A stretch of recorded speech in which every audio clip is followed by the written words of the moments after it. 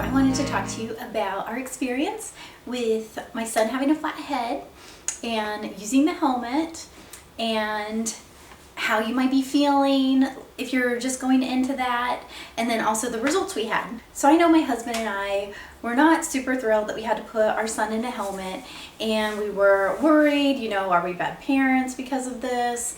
Did I not hold my baby enough? Just all these bad feelings, you know, and it was one of the first things that had gone wrong with our son. And so if that's where you are, hopefully this video will help you feel better about going into this experience.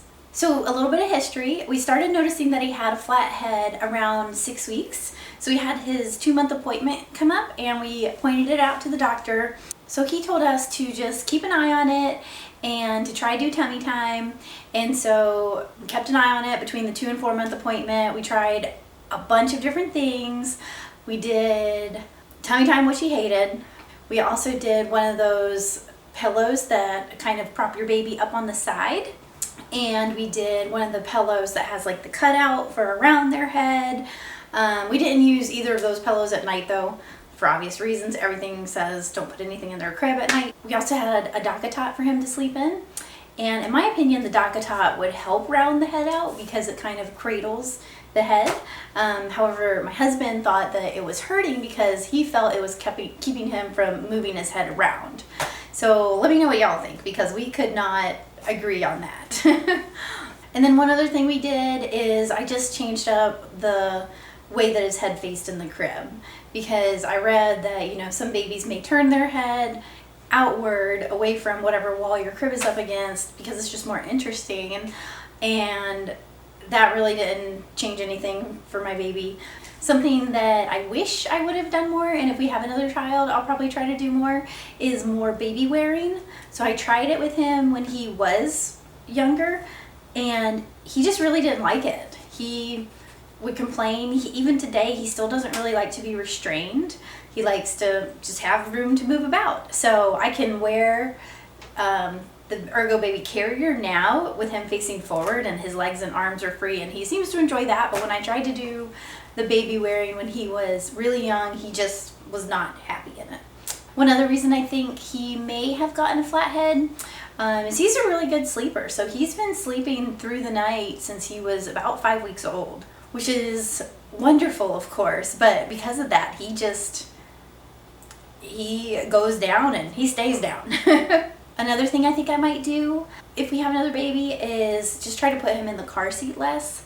So I didn't drive around with him that much in the car, but I really was walking a lot after I had him because I wanted to lose the baby weight. And so he was in the car seat for probably about an hour a day. And again, maybe that's just one of their thing. I don't really know why he got the flat head, but the good news is we got him in the helmet and the results were great. And one other thing that I don't think I would do even if we have another baby, but a lot of people recommended it to me, is head massaging. The only reason I wouldn't do it is I don't know how to do it.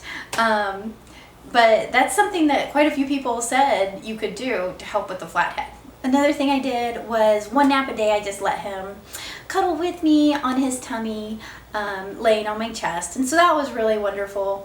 And so basically between 2 and 4 months, the daytime naps were never on his back anymore. But that still didn't seem to help. And in fact, his head looked worse. So it looked pretty bad by the time the 4-month appointment came around. And so we were gonna point it out to our pediatrician again, because my niece also ended up getting a flat head. She's 8 months older than my son. And something interesting, again, I don't know if this is why, but my niece and my son both have quite large heads. So she was in, I think, the 95th percentile for head diameter, and then my son was in the 80th percentile for head diameter. So maybe that's just one other reason, who knows. So at the 4-month appointment, like I said, we pointed it out to our pediatrician and he recommended that we go ahead and get a helmet for our son. So after the 4-month appointment, we scheduled for his first head scan, and that was just so they had a baseline. So they recommended that we come back 2 weeks after that and scan again, just to see how fast his head was getting worse or getting better. But because of the experience that we had with my niece my husband and I wanted to just go ahead and get him in the helmet as soon as possible. So that's what we did. We came back a week later instead of 2 weeks later and got another head scan and found out that he was basically at a level 4 out of 5. So I'll put a chart up there that shows the different levels. There's this ratio that they look at, and he was pretty bad.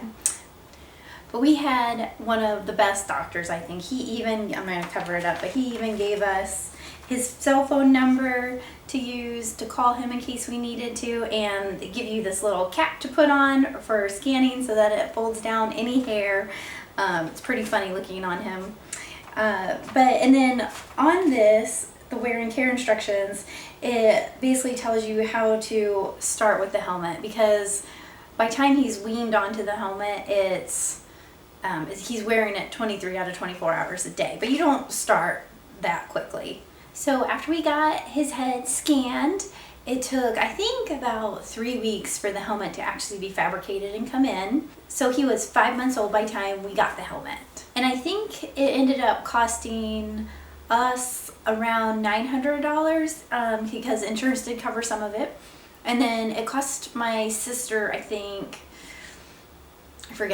hers was a little more expensive, maybe around $1,200 or $1,500. So it all just kind of depends, I think, on how progressive your head is and also what type of insurance you have, because insurance doesn't really always cover these helmets. So it can be quite expensive, unfortunately. So this is the helmet.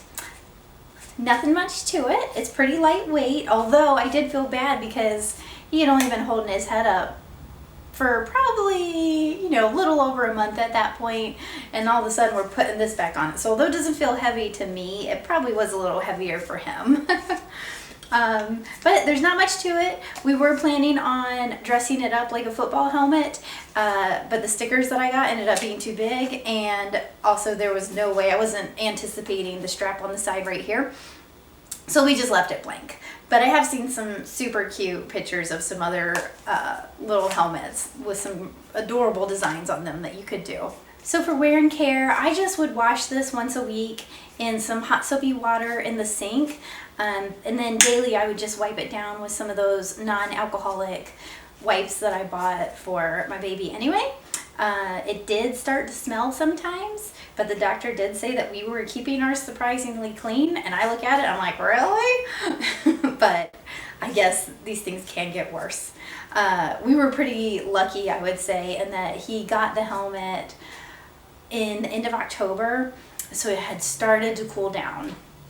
So that was really nice because we do live in South Carolina, so it cooling down means it was, in the 80s instead of the 90s.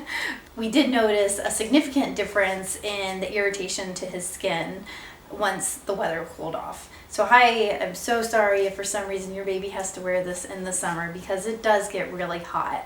And that was something when we were picking out the helmet that the doctor recommended for us, was to go with one of these white ones. My dog's dreaming. So the doctor recommended we go with one of these white ones instead of one of the clear ones, because he said just seeing all that sweat through the clear ones just is not pretty. So like I said, there was a kind of a weaning on schedule, and for a good reason.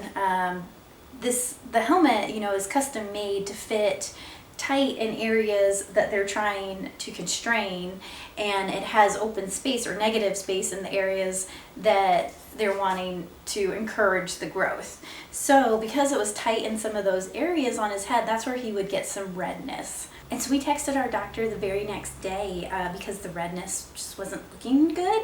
And like I said, it was probably in the 80s at this point, maybe 90s. And so he recommended that we just put some diaper rash cream wherever there was redness. So we did that and didn't see a ton of improvement. So I think by day 3 of the redness, we had some of this general, I don't know what it is, multi-purpose ointment by Burt's Bees, and tried that overnight instead of the diaper cream. And so that cleared up the redness basically the next day. And at this point, since it was still within the first week, he wasn't wearing the helmet all of the time. So his skin was able to air out a little bit. So going forward, what we did is we kind of alternated each night. One night we would use the diaper rash cream, and then the next night we would use this. And I am of the opinion that I would rather waste a little bit of money on using the creams and make sure that he's comfortable. So we went pretty liberal, and I did it even after the redness went away. But I will say, in some of the areas, like around his sideburn area, I think this cream, or I don't know which one it was, but he would start to get some bumps, and so then I would give it like a day or two break between using either one of them, and that would clear it up. So once the weather cooled off, though, we really didn't have to use this much anymore, although I still would maybe once a week, not very frequently at all. So to me, that's the worst part about wearing the helmet, was just the skin irritation for him. Not so much, you know, there's a little bit, I guess, of pride and embarrassment when you go out in public and your baby's wearing a helmet, but after a while you get over it. You know, you're like, I'm doing the best I can as a parent, and we're doing what we can to fix this, and so just gotta give yourself a little bit of grace. One other side benefit of using the multi-purpose ointment is I personally think it smells pretty good, and so it helped with the smell of the helmet a lot too. And I forgot to mention, one other thing that we did ask the doctor to do when it was really hot was to just drill some relief holes. So he did. He added just these 2 holes right there to the helmet to let some air flow. I don't know how much it really helped, but it was nice that he did that at least. There's also a cleaning solution that I'll insert a picture of at our doctor's office. We never actually tried that, but you could try that if you wanted, because that's the recommended one. So I was nervous the first night that he was going to actually sleep through the night on it. To me, you had to wean them on pretty fast on the helmet.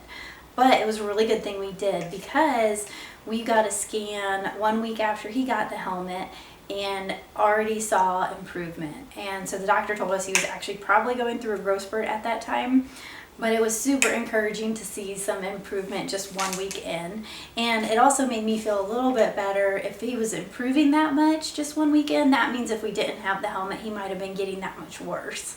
So it made me feel like it was the right thing to do, to go ahead and get it.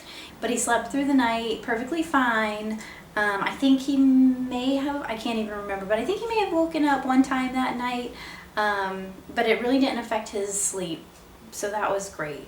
So my baby's napping right now, but as soon as he wakes up, I'll show you how we put the helmet on and off, especially if you're just one person. It's easier with 2 people because you can just have somebody hold the baby while the other one puts it on, but it's very doable with just one person too. So while we're waiting on him to wake up, I'll go ahead and go through the results with you. So I'll insert a picture of his scan on his last appointment, and it compares his first appointment to his last appointment and to the scan of the helmet. So you can see there was a ton of progress from the first appointment to the last appointment. So that was so nice, and I really hope that encourages you if you're heading into this, that the helmet does actually work. So I checked my calendar and pictures because, you know, if you're like me, you probably take a ton of pictures of your baby. And he got the helmet October 13th, and he got it off January 13th. So he had it just under 3 months. And so honestly, that 3 months flew by. Just like, you know, 9 months of pregnancy seems like it's forever, but then when it's done, you're like, oh, that flew by. How did it go by so fast? The same thing with the helmet. It went by incredibly fast. And while he was in it, it seemed like a long time, but now it seems like we were just at his first appointment yesterday learning how to put it on. One other thing I want to point out, and I'll put a shot of it up on the screen, is the CVIA. So you can see from the 3 values that I've got circled below, the 0 is the helmet, the 10.9 is his evaluation, and then the 3.3 was his final number. And so like I said, the 10.9 number put him at a level 4, and now that he's at a 3.3 and he's basically grown into his helmet and we don't have much room to improve, he's at a level 1 or 0, I can't remember. And so the doctor told us we were done. Okay, so he's woken up now, so I'm going to show you just how I put the helmet on when my husband wasn't around. So you can see it's not that bad. So what we're gonna do is, and you can do this with, you know, a high chair, anywhere that can help prop him up, or if he can sit up by himself, which he can now. But you know, when he was 5 months old, when we started getting this, he wasn't able to sit up by himself, but he was starting to sit up in the bumbo, or, you know, just assisted between her legs or something. So we just got used to doing it in the bumbo. So I'll show you what we do. Just set him in there. I'm not going to lock him in right now. I like to open this up all the way because I found sometimes it would catch right there if I didn't, and then it just made it a little more of a struggle. So, yeah, what we do is you're gonna kind of pry it open on the sides. So we pry it open. Of course, he's gonna look around right now. As much as you can. Slide it down on that ear. Check the alignment. It's all good. All good. So I'll just rotate him this way now. And you don't need to over tighten this, you just tighten it till it closes. And there we go, that's it. So, he never really liked the sound of the Velcro taking it off, and I don't blame him because it is pretty loud. It's right next to his ear. Yeah. So what I would do is I would kind of cover his ear while I pulled it off. My husband, he would just try to distract him with the sound. It doesn't bother him as much anymore, but I still kind of take it a little bit slow because it is loud right next to your ear. So, yep, you can see it doesn't really bother him much anymore. Again, pull it all the way out just so you don't have any problems snagging while you take it off. And stretch it apart and lift up. And we're done. Yay! So I hope this is really encouraging if you're just going into this. The 3 months does fly by. It really didn't bother him as much as it bothered us after he got used to it after that first week. And once he's out of it, you're just going to be so relieved that the problem is fixed. So if you like this, please like, comment below, and subscribe. Thanks.